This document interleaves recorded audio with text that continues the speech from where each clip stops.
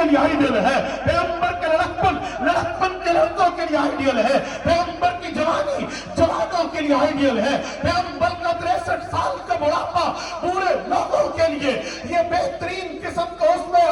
Ideal ہے۔ نبی کی امن کی زندگی، نبی کی جنگ کی زندگی، نبی کے گھر کی زندگی، نبی کی سفر و حسر کی زندگی، پیغمبر کی نماز کی عبادت کی زندگی، پیغمبر کی گھریلو زندگی۔ نبی خاوند تھے تو کیسے تھے، والد تھے تو کیسے تھے، نانا تھے تو کیسے تھے، حضرت پاک نبی تھے تو کیسے تھے، امت کے امام تھے تو کیسے تھے، مدرس معلم تھے تو کیسے تھے، نبی پاک علیہ السلام نے اپنوں سے کیسے رکھی، بیگانوں سے کیسے رکھا، حضرت پاک علیہ السلام نے کس طرح دشمن کو زیر کیا ہے، پیغمبر علیہ السلام نے مفتوحہ علاقے میں اپنی ترتیب کیسے رکھی ہے، حضور کی بود و باش کیسے تھے، حضور کے لیل و نہار کیسے تھے، پیغمبر کے دن رات کی زندگی کیسی تھی، تفصیل قرآن میں نہیں ہے، ڈیٹیل قرآن میں نہیں ہے، وضاحت قرآن میں نہیں ہے، ایکسپلینیشن قرآن میں نہیں ہے، پھر وہ ایک ہی علم ہے جس کی اندر پوری تفصیل ہے، اس علم حدیث کہتے ہیں، وہ ایک ہی علم ہے جس میں پوری تفصیل ہے۔